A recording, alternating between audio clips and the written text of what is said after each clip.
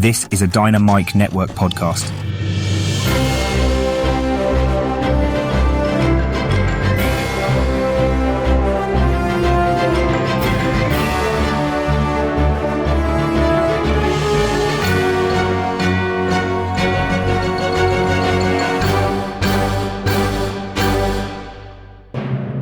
Hi, welcome to the Dynamic Duel Podcast, a weekly show where we review superhero films and debate the superiority between Marvel and DC by comparing their characters in stat-based battle simulations.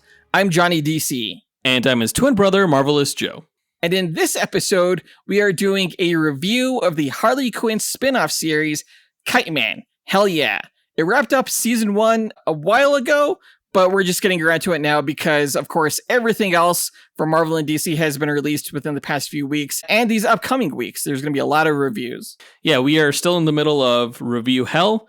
Again, bear with us, folks. We will get through all these reviews eventually. We'll be talking about Kite Man Hell Yeah later on in this episode. Before that, we're going to break down the comic book movie news to come out this past week, including the Thunderbolts teaser trailer that was released, the news that Chandler has been cast as Hal Jordan in the Lantern series, and the news that a Bane and Deathstroke combined film project is in development.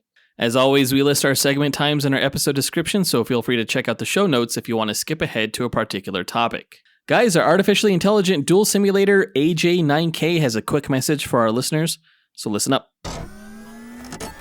Why, hello there. Do you want even more from this podcast? Then become a part of the Dynamic Duel community on Patreon, where you can choose from 3 tiers. The Dynamic 2.0 tier gives you access to our Discord chat server, the Fantastic 4 tier gives you 2 bonus episodes each month, and the X-Force tier makes you an executive producer of this show. Lastly, the Dynamite Podcast Network tier lets you create your own podcast using this Monte Carlo simulator. Johnny and Joe will help you develop your show, provide graphic support and consultation, and get you simulation results. Pitch the twins your ideas via email at dynamicduelpodcast@gmail.com. Check it out at patreon.com/dynamicduel. Pip pip cheerio. Thanks, AJ9K, and thanks to everyone who supports the podcast, including our patron, Abner O'Terry, whose birthday was this past week. Happy birthday, Abner. Happy birthday. If I could get you a birthday gift from Marvel, I would get you Cyclops Ruby Quartz Visor, because even though you don't shoot optic blasts from your eyes, at least it would block you from UV rays and the sun. Oh, does Ruby Quartz do that? I don't know. I'm just going to make that assumption. Well, in that case, I would get you the Penguin's Parasol, because that for sure is going to protect you from those harmful sun rays. Plus, it shoots bullets. I mean, winter's coming up. I don't know why we're doing this, but whatever. Happy birthday, man. Happy birthday. Thanks for being a patron. Guys, be sure to tune in to the other shows in the Dynamite Podcast Network this week, including Max Destruction, which pits your favorite action heroes from film and television against each other. This week, hosts Scotty and Gilly are breaking down a Chucky versus Megan matchup. That's Megan with the 3 from the movie Megan. Yeah, of course, this will be kicking off the Halloween month of October, a month where we like to do a lot of spooky duels. So look forward to that to get into the Halloween spirit. Playing up on the spooky theme, this week on the Syndra World podcast, host Zachary Hepburn will be speculating on a fight between Muzzin from Demon Slayer and Femto from Berserk. Of course, on the Syndra World podcast, Zach determines who would win in fights between fan-favorite anime and manga characters. And on the Console Combat podcast, hosts John and Dean simulate battles between popular video game characters. In yesterday's episode, they determined who would win in a fight between Warden Eternal from Halo and Saren Arterius from Mass Effect. Visit dynamicpodcasts.com or click the link in our show notes to listen to all of the shows in the Dynamite Podcast Network. But with that out of the way, quick to the No Prize! A No Prize is an award Marvel used to give out to fans. Our version, the Dynamic Duel No Prize, is a digital award we post on Instagram for the person that we feel gave the best answer to our question of the week. Last week, we asked you guys, what musician would you cast as a live-action Marvel or DC character, and what character would that be? And this is coming off of Lady Gaga's casting in the upcoming Joker Folie à Deux film. You guys came out of the woodwork for this question, even though apparently we've already asked it before, like a couple years ago when Lady Gaga was first cast. But we got a lot of great new answers, so let's go ahead and run them down, as well as our No Prize winner. Our first honorable mention goes to Travis Herndon, who said, What's up, dynamic dudes? Travis here. Shout out to my evil twin. So my answer would have to be the great Ice Cube. As what character you ask? Luke Cage. I mean, he's got the look, he got the swagger, he got the attitude. I think Ice Cube could pull off a cool ass Luke Cage. I mean, come on, he got the look, and I could definitely see him rocking the yellow tee and the bracelet. So yeah, Ice Cube is Luke Cage. I thought this was a fantastic answer. I think Ice Cube would definitely make a great Luke Cage because he definitely has the attitude, right? But part of me also hates this answer because I feel like I would want to give Cube a lot of flack for representing Harlem over Compton. You know, I think it would be weird for rap fans to see Cube representing the East Side. Yeah, they'd have to like retcon the character in the film universe so that, yeah, he's from California. There you go. Not New York.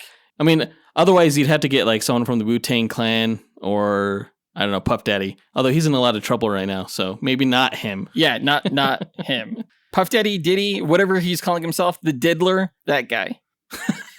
Great answer, Travis. Our next honorable mention goes to John Speas, who said, Hey fellas, John Speas here. This one's a little far out, but stay with me. I would cast Danny Elfman as Norman Osborn, the Green Goblin. I think he's just crazy enough to do it. There you go.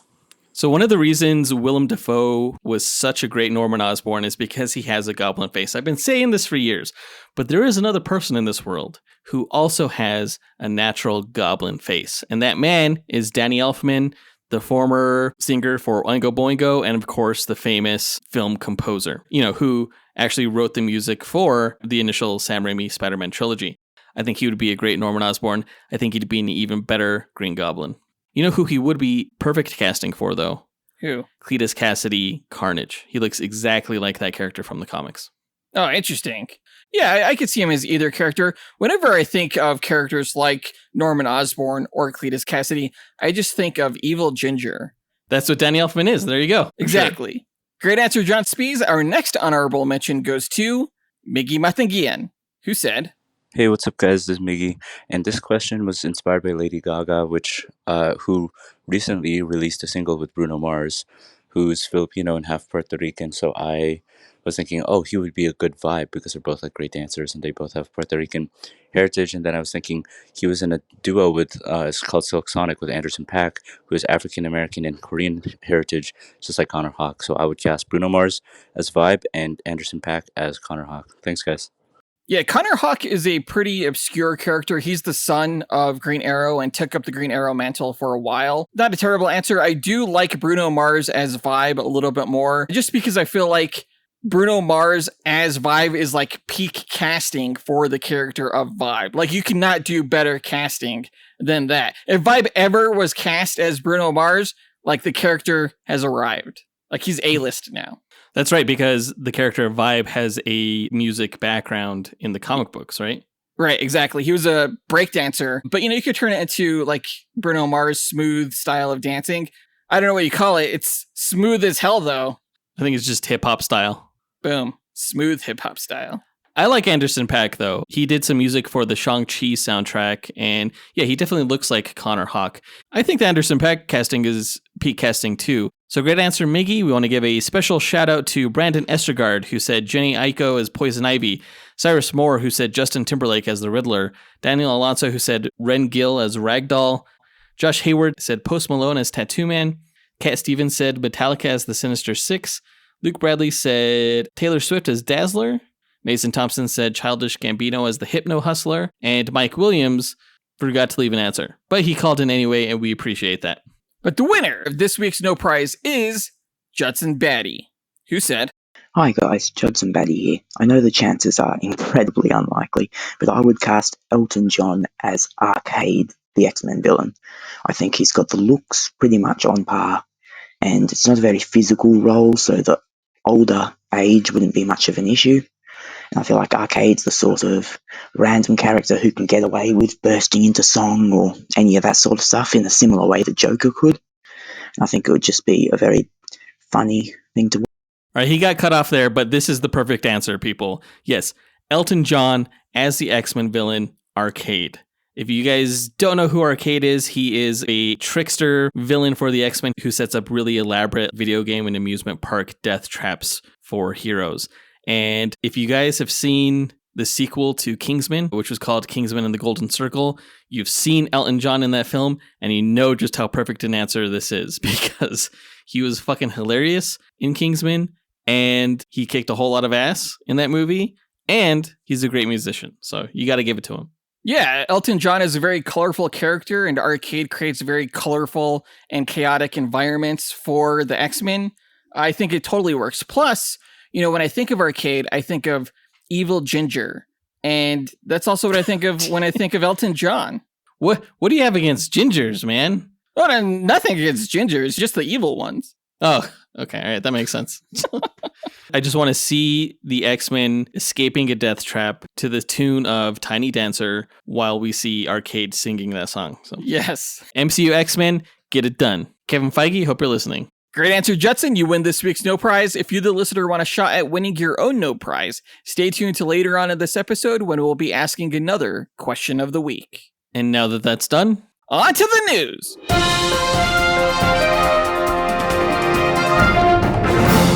All right, just over a week ago, we got the first trailer for Marvel Studios' Thunderbolts movie that's going to come out in theaters in May of 2025. And I thought this was a fantastic trailer. It was pretty much exactly what we saw from the D23 Thunderbolts presentation, but with some additional footage toward the end. And I thought that was one of the more promising looks to come out of D23 was this footage. So I'm really pumped for this movie. Okay, I'm also really pumped by how cool this trailer was. This looks like the Avengers, but cooler to me. The Avengers are already really cool, so I don't know what you mean by that. But yeah, but I'm just talking about like the cast of characters here. Like when this project was first announced and they were talking about the lineup, I was like, oh damn, like that's a pretty damn cool lineup.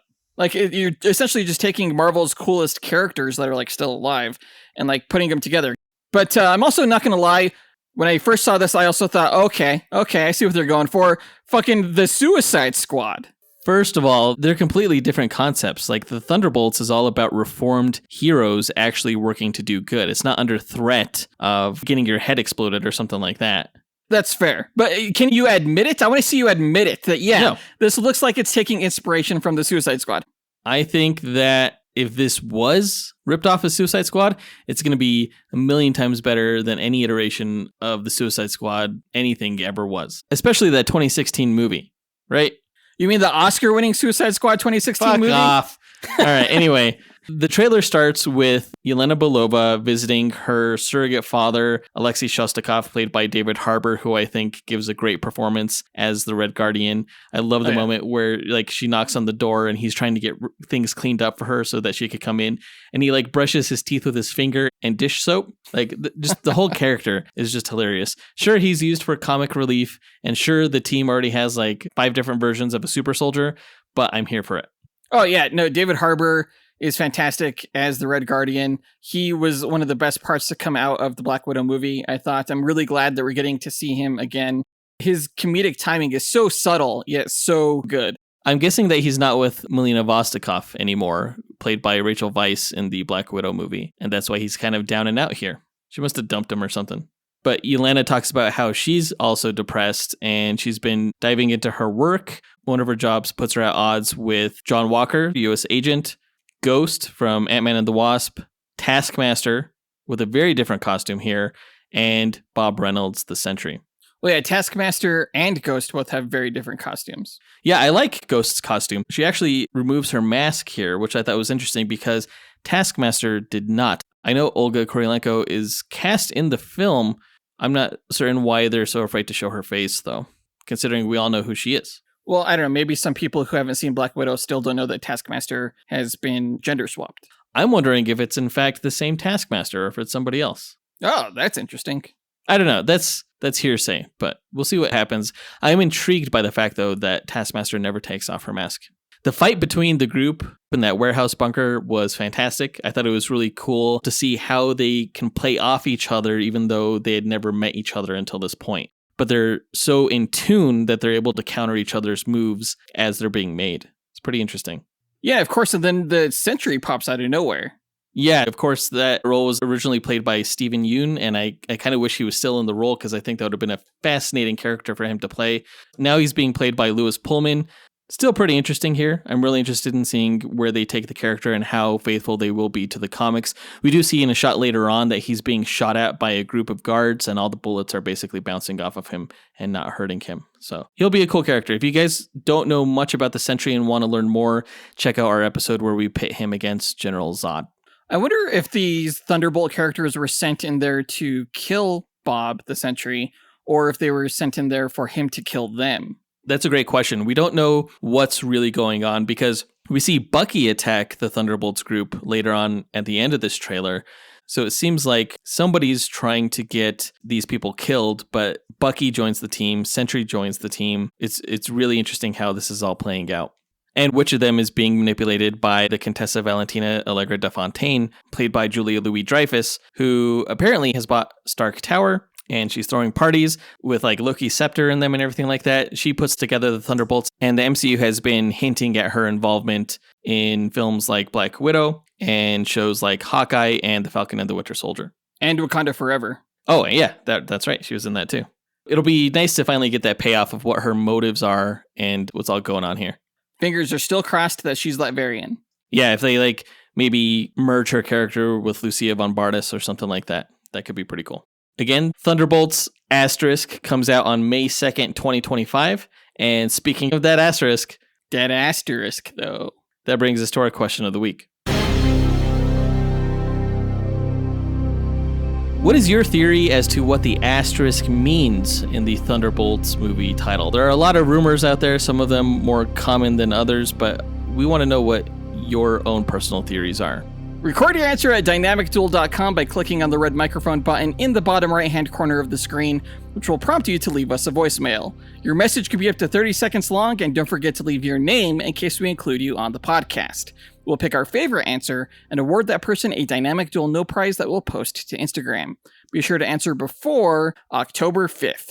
Moving on to DC news, Kyle Chandler has been set to star in HBO's Lanterns series for the DC Universe. This will be produced by both James Gunn and Peter Safran. Of course, Chris Mundy and Damon Lindelof have been announced as writers for this series. There's been some speculation for a while now as to who was going to be playing Hal Jordan, and we had A-list talent in the running, including Josh Brolin and Matthew McConaughey, Chris Pine, Timothy Olyphant, but ultimately it came down to Kyle Chandler of Friday Night Lights fame. And I gotta say, I'm not thrilled by the news, especially considering the names we could have gotten and the names that were being thrown around. It's kind of hard to get excited about Kyle Chandler. I feel kind of let down by that.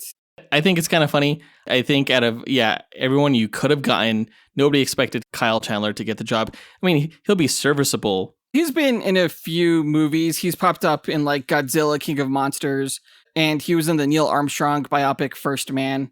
He's just not a household name. And I guess I kind of assumed that Hal Jordan would be, considering the last actor to play him was Ryan Reynolds. You know, we didn't get a version of Hal Jordan in the Snyderverse, so I kind of thought that they would try and make up for the bad reception of Ryan Reynolds' film by casting someone really big in the role to say, hey, Hal Jordan is still really important to us. He's still a really big character, so much so in fact that we got this actor. I guess that's not the case, though.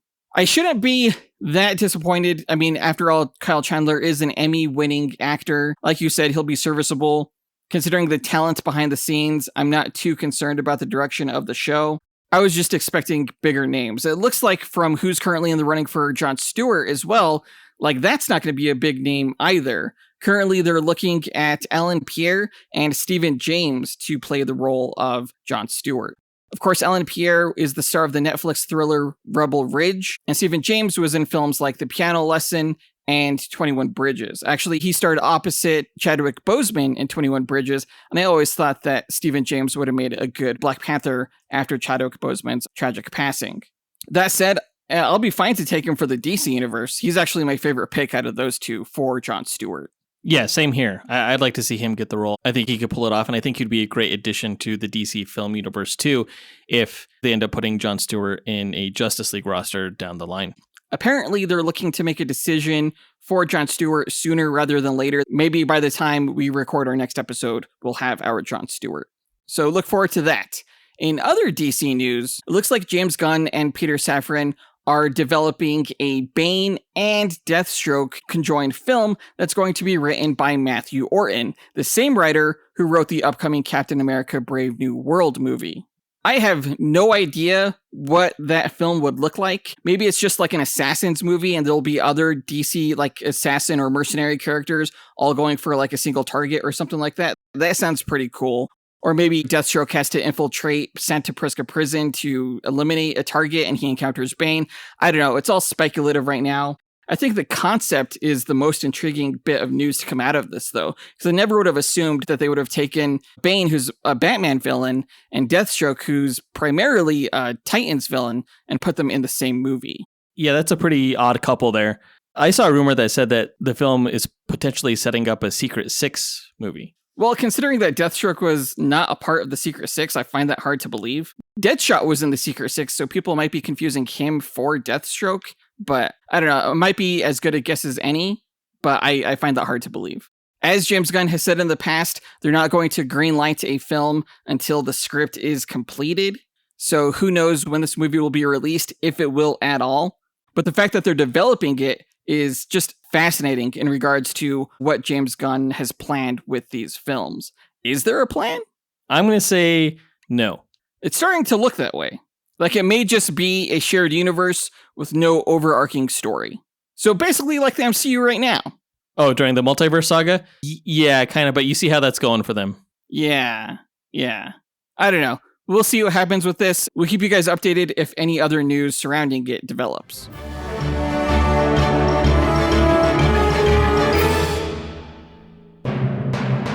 But that does it for all the news for this week, so now let's move on to the main event of this episode, where we review Season 1 of the Max animated series, Kite Man. Hell yeah!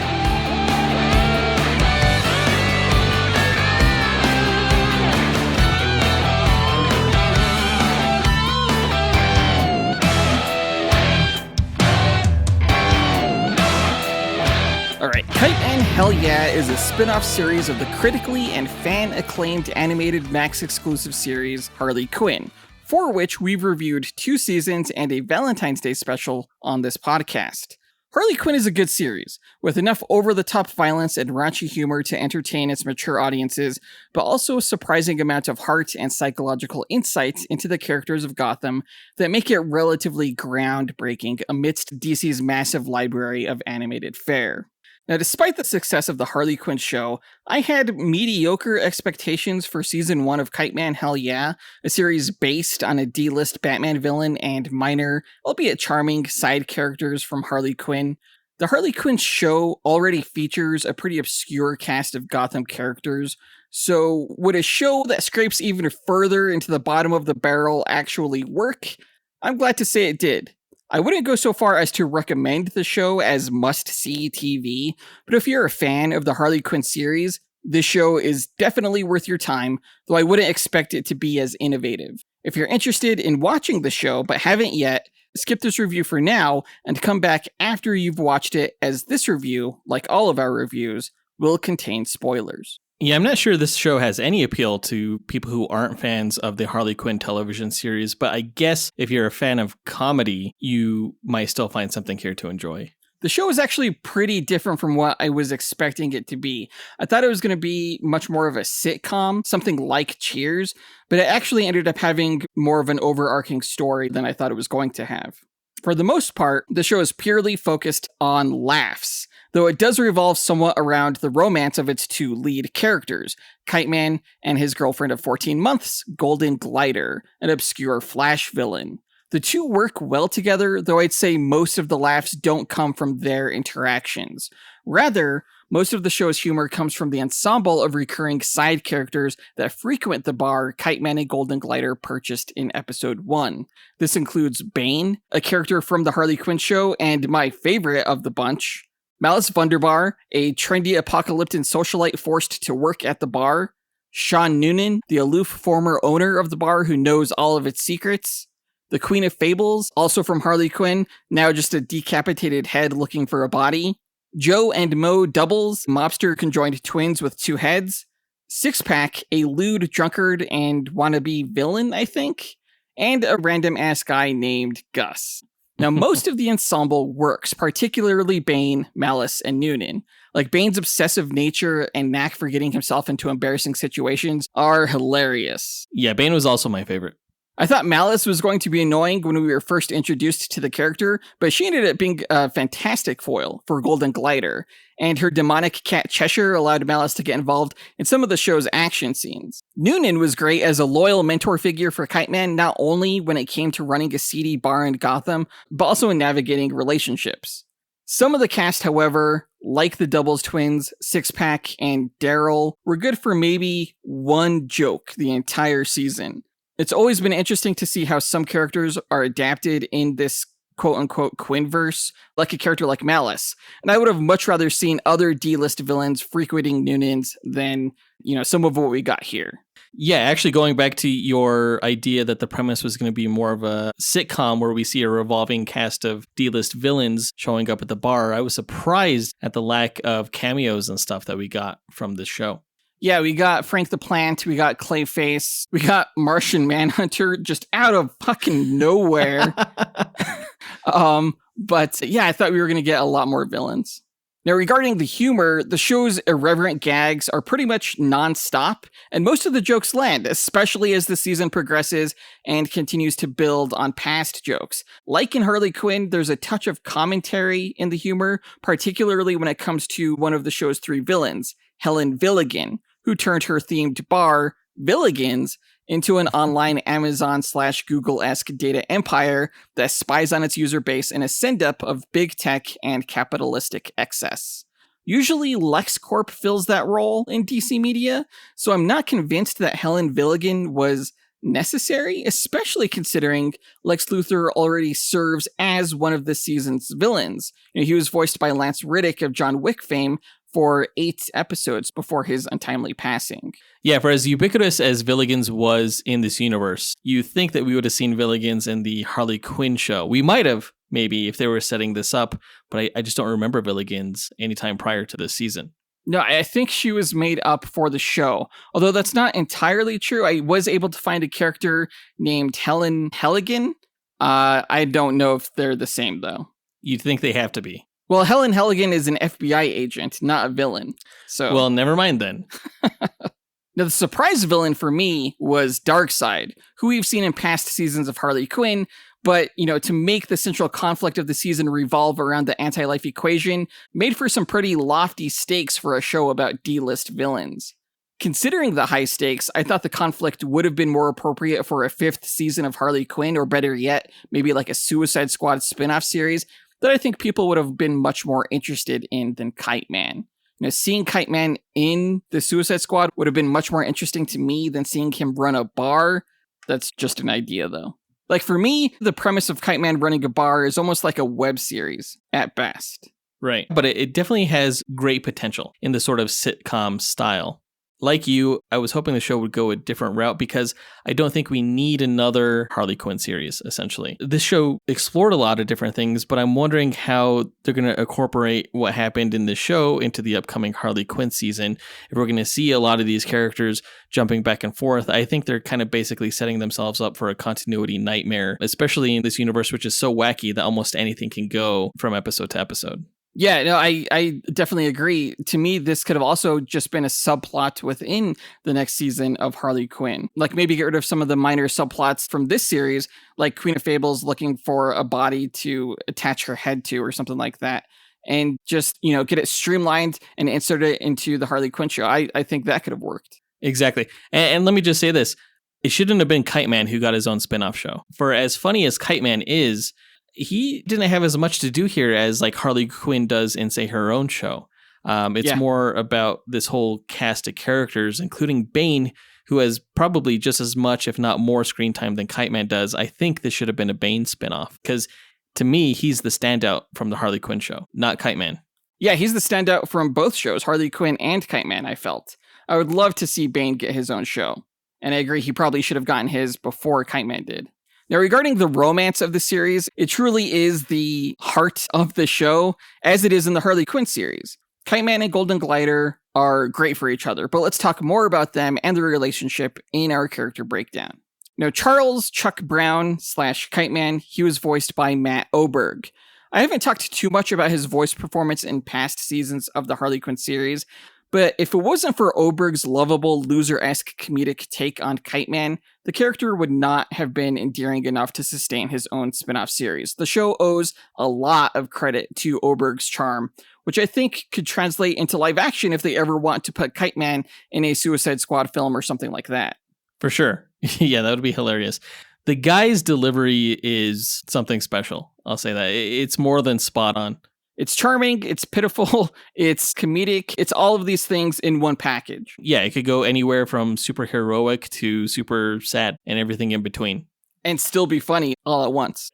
Now, Kite Man's arc this season revolves around self-acceptance, and it's an arc that stems from his appearances in Harley Quinn. He broke off his engagement to Poison Ivy in that show because he had the self-worth to not be with a woman he loved who didn't love him on equal footing. Kite Man and Golden Glider make a better couple in that they're both fully committed to each other despite their flaws. But Kite Man becomes insecure during the show by his father's disapproval, the appearance of a rival bar like Villigan's across the street, as well as Golden Glider's mom, Rebecca Chen, telling him he's not good enough for her daughter. So he makes the decision to go to his rival, Helen Villigan, to gain a superpower in order to be more than the loser he suddenly feels he is. But by the end of the season, he learns that he doesn't need a superpower because his power all along had been his kindness and friendliness that got him his dream girl and bar from the very start. The superpower of Beast Mode might be my favorite moment with Kite Man. His douchebag power, it's just so unbelievably wacky and hilarious. Oftentimes I've been asked if you could have any superpower. I think I kind of want douchebag superpower. His power was telekinesis, which was activated by him throwing up the middle finger, right? But it would do things like wedgies and pull people's pants down and titty twisters and stuff like that. It was just hilarious. Well, I think that stemmed more from who Beast Mode was as opposed to what his power was specifically. Okay. It wasn't like his power was like randomly doing these douchey things to them, I think. But yeah, I would love that power in real life. People who like cut me off in traffic, I just like throw up the finger and then all of a sudden their car would shut down or something like that. That type of power does appeal to me in a totally petty way. Was Beast Mode your favorite Kite Man moment, or did you have another one? No, there were no like real standout action moments or anything really heroic for him outside of the whole anti-life equation thing at the end. But even that wasn't really an exciting action moment for him. True. Very. Yeah. He didn't really do anything like impressive with his kite this season, I felt. Which I was actually really looking forward to, considering our last episode, which was a duel between Kite Man and Stilt Man.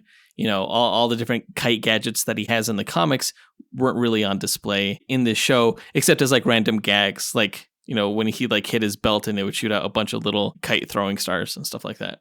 Yeah, you're right. That was it. But, like Harley Quinn and Kite Man, those shows really aren't about the heroics. No, but there is like a lot of action. So I would have expected Kite Man to be more involved in the action more frequently in his own series. Like, I think the biggest thing he did besides the anti-life equation thing was punch Baby Doll, but that happened off camera. Well, you look at Golden Glider, she got a whole lot of action in this season. Oh, absolutely. Yeah. Lisa Snart / Golden Glider. She was voiced by Stephanie Sue. I think she's a fantastic actress. She was great as one of the leads in Everything Everywhere All at Once. And though I didn't care for her performance at the start of this season, I think that was more due to the writing of the character, because by the end of the season, I was really happy with the character. And I think a lot of that has to do with Sue's ability to deliver both comedy and drama. I think at one point we were thinking about pitting Golden Glider against Shadowcat from Marvel in a duel episode, and I am totally glad that we didn't do that because Golden Glider seems OP as fuck. Well, so this is an interesting adaptation of Golden Glider because in the past, Golden Glider was, just a really fast skater. But in the New 52, they reimagined the character to be almost like a ghost with blades that's really fast.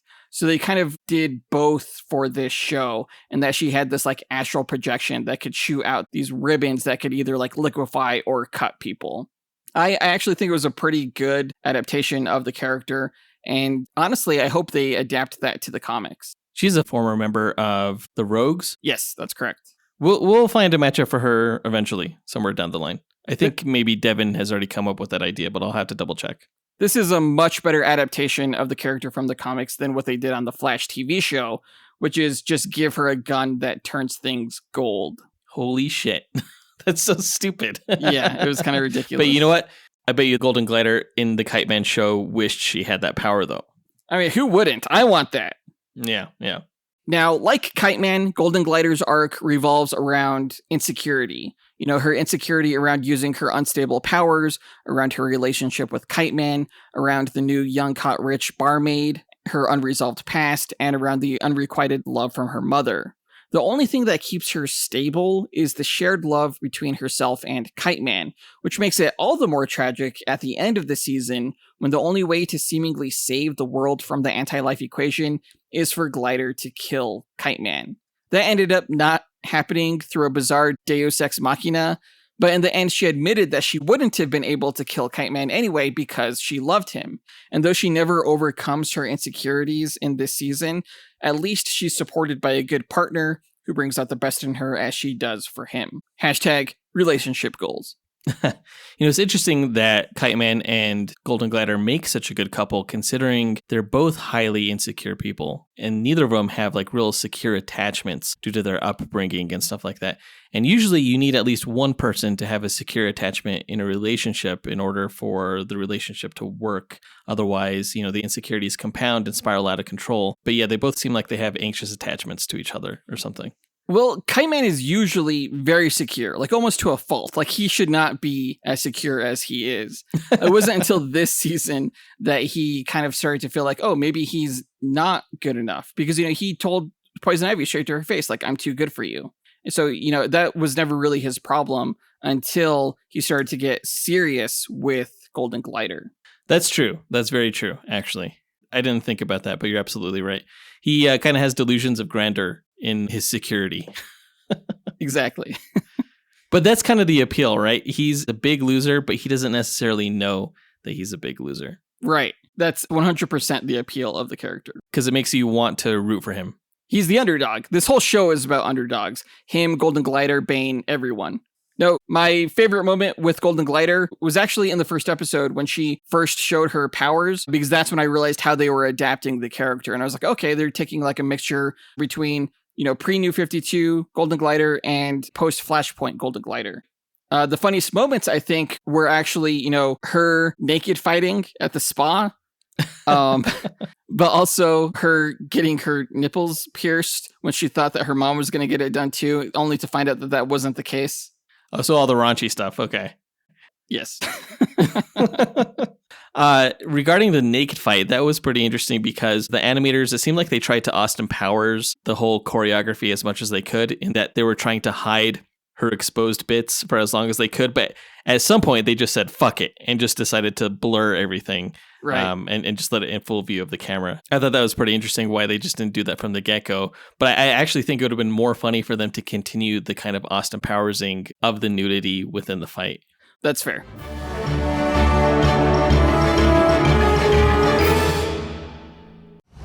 In a world where fantasies collide and heroes clash, one podcast network rises above the rest. Prepare yourself for the ultimate showdowns in comic books, video games, movies, and anime. The Dynamite Podcast Network presents Console Combat, where video game legends brawl every Monday. Dynamic Duel, where comic book titans smash every Tuesday. Max Destruction, where TV and action heroes battle every Wednesday. And Sendro World, where anime champions clash every Thursday. Join us as we speculate on the matches and, armed with the power of mathematical simulations, discover who will emerge victorious. Visit dynamicpodcast.com, where we settle the debate and settle the score. Moving on to our story highlights, the first episode was titled Pilot Hell Yeah. With the anti-life equation in his possession, Lex Luthor reluctantly hires Kite Man as an aerial spy to guard the Legion of Doom against the Justice League due to the Legion's flying villains being unavailable. Kite Man fails at his task, so Luthor takes revenge by attempting to buy Kite Man's hangout, Noonan's Bar, for $10 million. Kite Man and his girlfriend Golden Glider strive to raise the money first, but are unable to borrow it from anyone. Harley Quinn and Poison Ivy advise the two to rob from villains worse than them. With help from former Legion member Bane, the group attack the mansion of Kite Man's father, Daryl, who willingly surrenders his money as a reward for Kite Man finally standing up to him. Luthor's revenge is later revealed to be a deception so that he can hide the anti-life equation in Noonan's freezer, unaware that Darkseid is also on the hunt for it. Do you think they did Sinestro dirty in this episode? They do so many villains dirty in the Harley Quinn series and this show. I was not happy with what they did to Sinestro. I was like, okay, really? Lex Luthor? I guess. I thought that Kite Man's dad, Daryl, giving him the money, I thought there was going to be some kind of catch to it or something like that. He was going to reveal, like, this is your inheritance. I'm giving it to you now. Don't ask me for anything else in the future or something like that. But the way he gave it to him was actually pretty earnest, which surprised me, considering how he was kind of a big douchebag to his son. Yeah, I think it was meant to be funny. I actually think the show gets funnier as it goes. These first few episodes I didn't think were that great. Yeah, it was kind of weird the way he just kind of gave it to him. I will say the funniest part of this episode, I thought, was actually a setup for a gag that was recurring throughout the rest of the season when Mo Doubles was shot. Yes. And so his conjoined twin brother is just like walking around with his dead brother's head right next to him, just like totally aloof, like it's not even a big thing. Yeah, that was hilarious. I love that. Episode 2 was titled Grand Reopening. Hell yeah. While preparing for Noonan's grand reopening, Kite Man hires Darkseid's entitled goddaughter, Malice, as a server despite Glider wanting to hire Bane for the job. Meanwhile, Kite Man grows desperate for Daryl to respond to his invite to the event. Displeased with Malice's attitude, Glider invites Luthor, among other notable Legion members, to the party, unaware that Luthor is throwing his own party to ensure Noonan's stays irrelevant.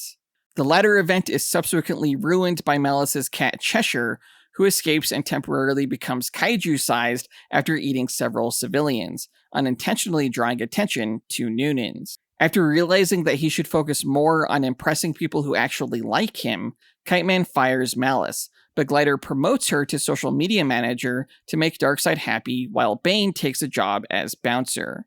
Elsewhere, a goon named Gus takes the Queen of Fable's head in as his kindergartner's class pet, where she is forced to entertain his students before stealing the body of one boy's mother after being taken home. Now, I didn't know who Malice was when watching the show, so I wanted to make sure that I looked her up, and she looks nothing like her adaptation in this show. Yeah, it's another one of those instances of the Quinverse really doing a decent job of adapting the character from the comics.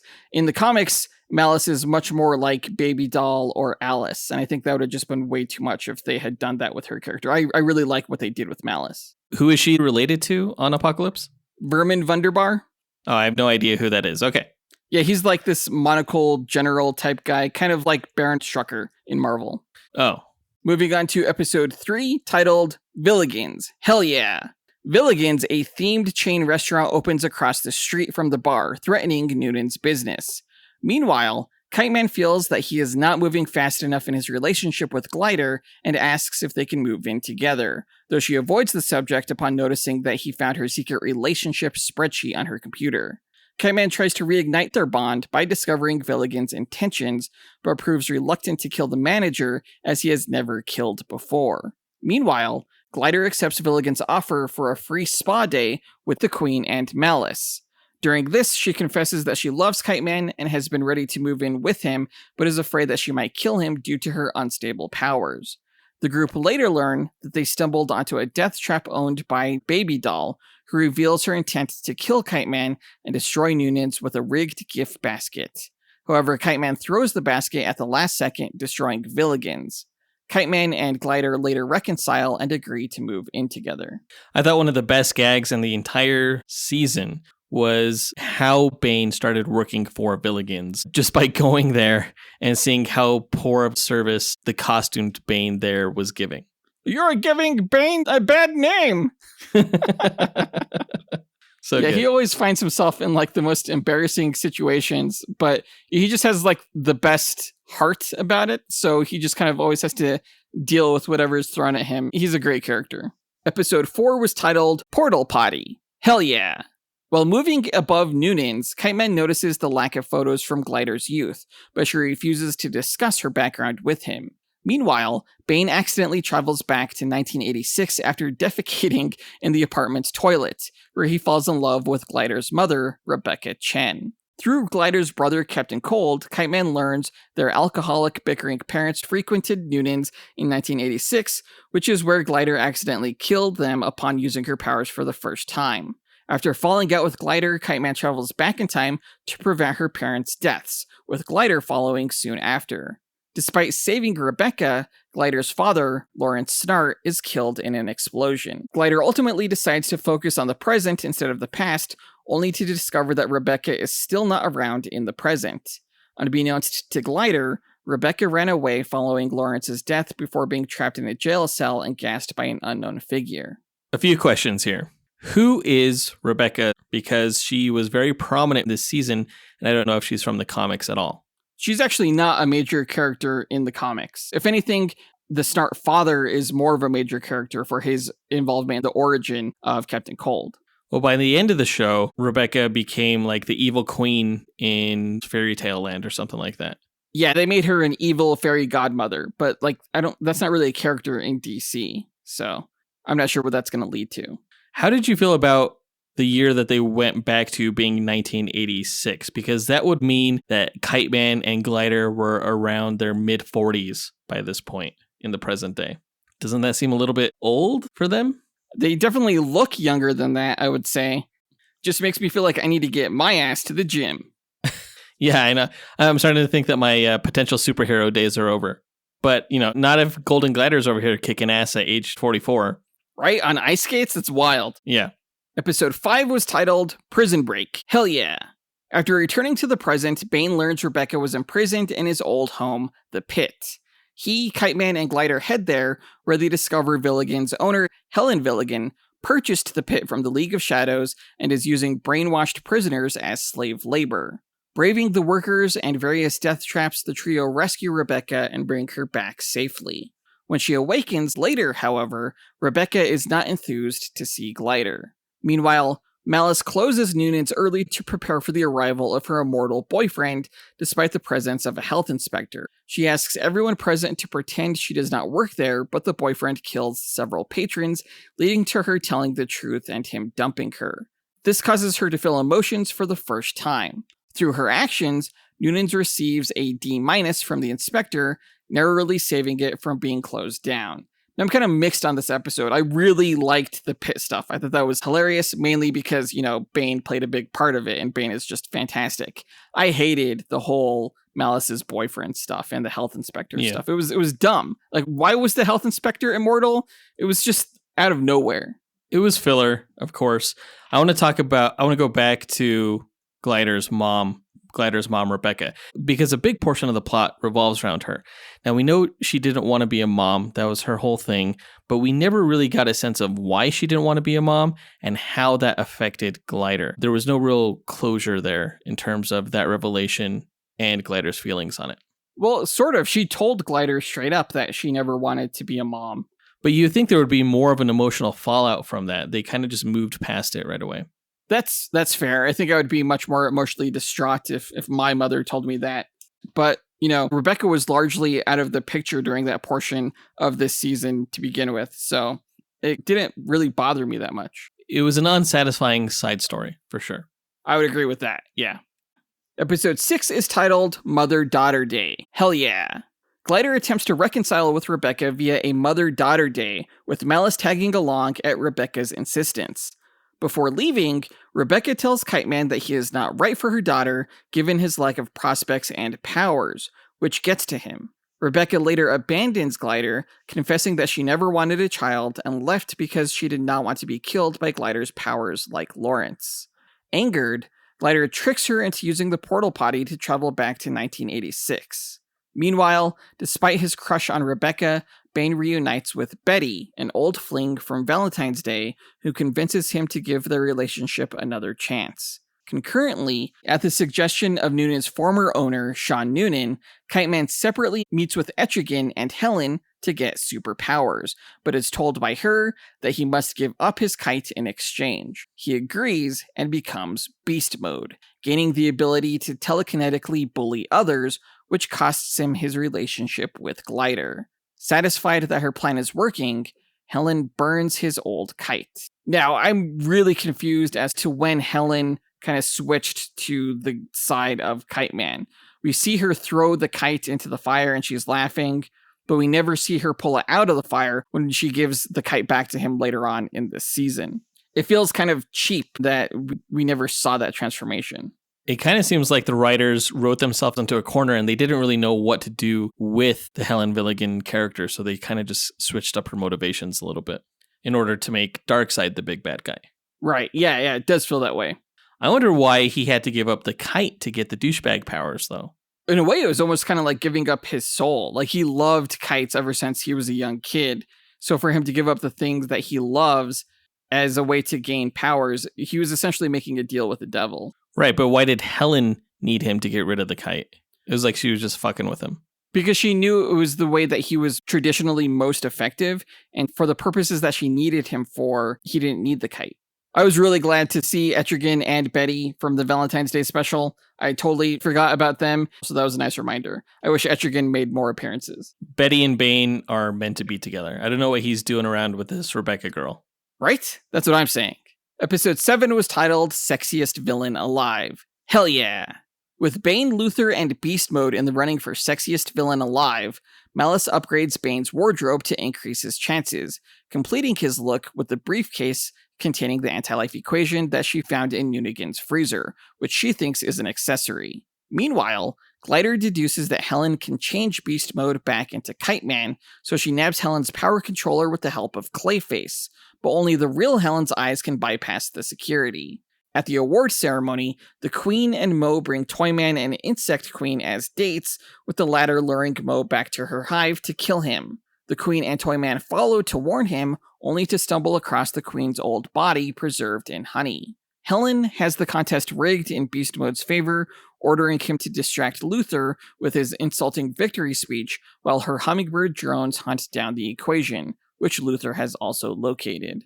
The briefcase eventually lands in the possession of Glider, who merges with the equation and finally gains control of her powers. She forces Helen to let her access the power controller, restoring Kite Man, and the two mend their relationship. I guess I want to know how Helen knew about the anti-life equation, because that kind of seemed to come out of nowhere, where suddenly all these villain characters are going after the same thing. Dude, Helen knows about everything in the same way that Google does. Or Jeff Bezos. Right, yeah. My favorite moment in this episode, I think, was when the Queen of Fables asked Toyman if he had a car, and he was like, sort of, and then in the next scene we see him like carrying her head in a wagon. I don't know why. I thought that was hilarious. I was kind of sad that we didn't see a battle between Queen of Fables in her new body and the Hive Queen. It was just mentioned as something that happened off screen. They should have shown that. Yeah, that was weird. I love how enamored Kite Man's dad is with this new version of him as Beast Mode. Yeah. It was funny when the dad was like, let's go to a titty bar, son. And Beast Mode was like, I am the titty bar. And his dad was like, I don't know what that means, but I've never been more proud.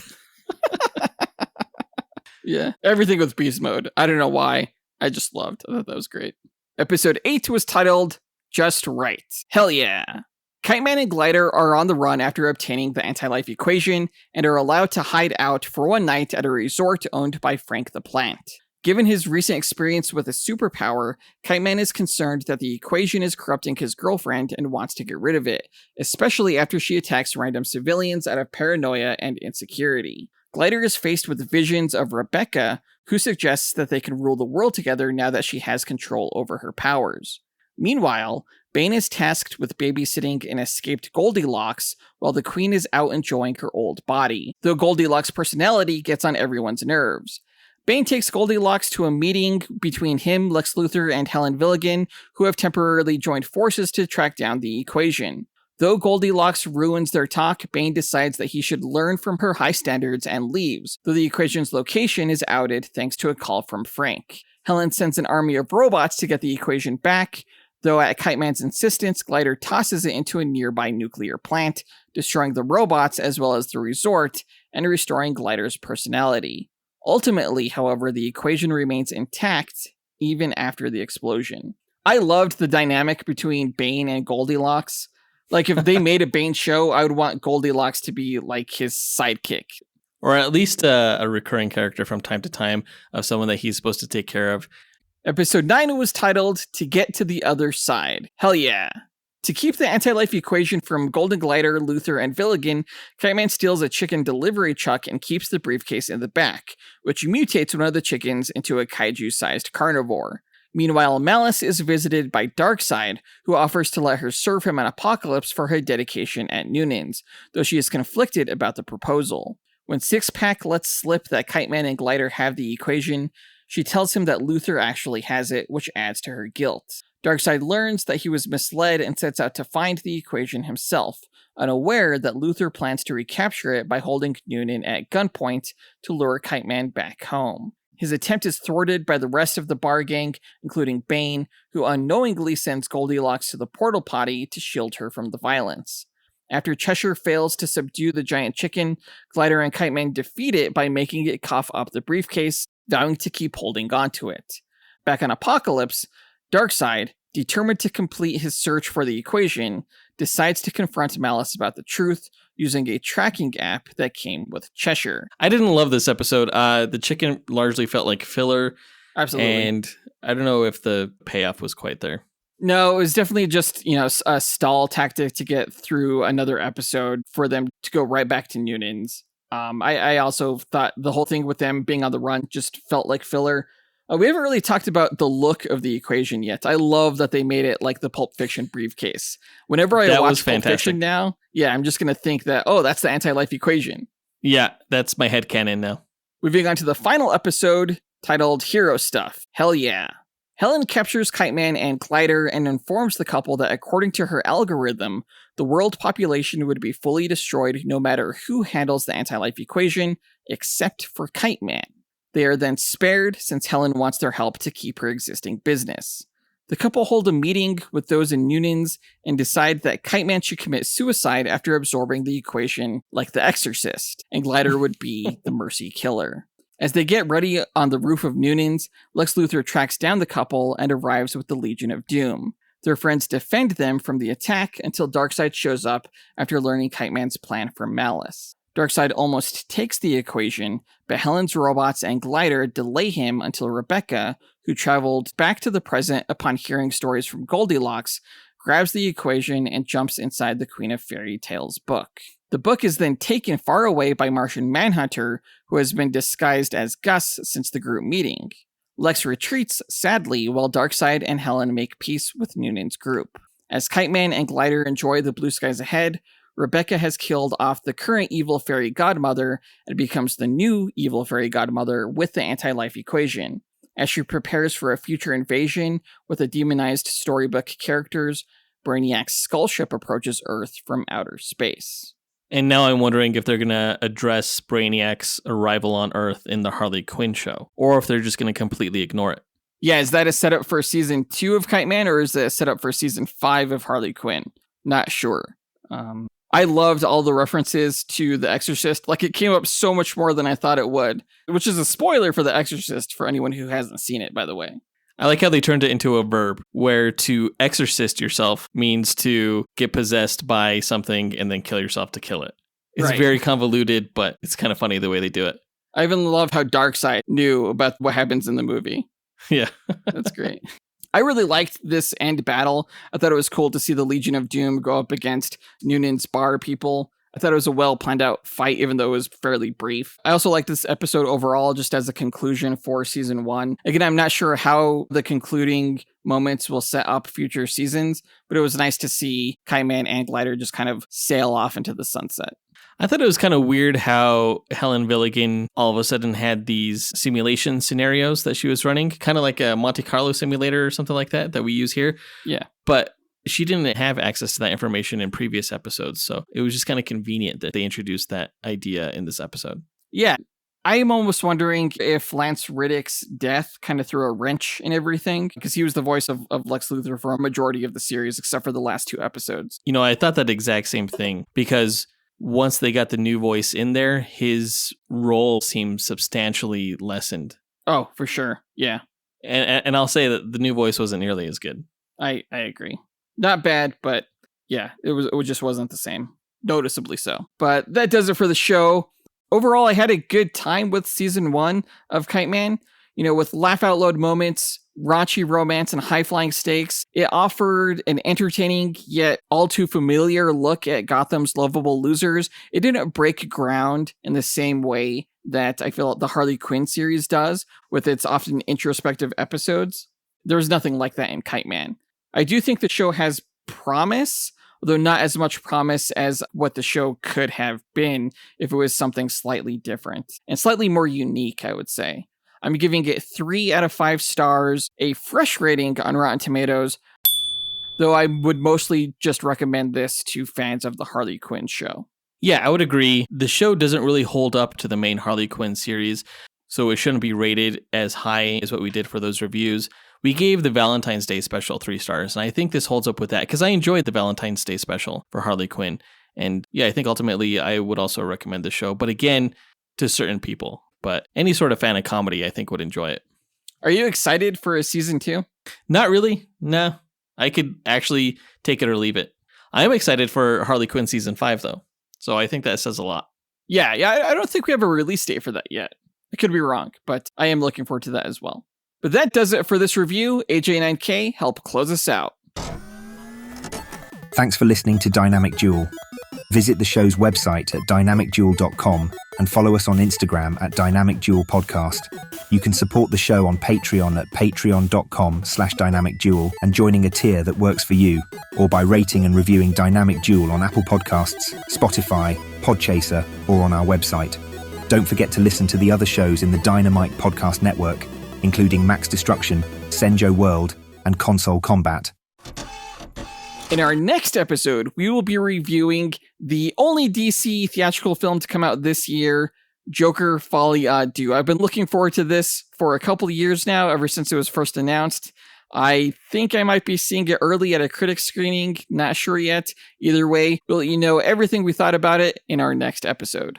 We want to give a big thanks to our executive producers, Ken Johnson, John Starosky, Zachary Hepburn, Dustyn Balcom, Miggy Matanguihan, Brandon Estergard, Nathaniel Wagner, Levi Yeaton, Austin Wesolowski, AJ Dunkerley, Scott Camacho, Gil Camacho, Adam Speas, Andrew Schunk, Dean Maleski, Devin Davis, Joseph Kersting, and Josh Leiner for helping make this podcast possible. We'll talk to you guys next week. Up, and away. True Believers. A round of Lee Trevinos for everyone.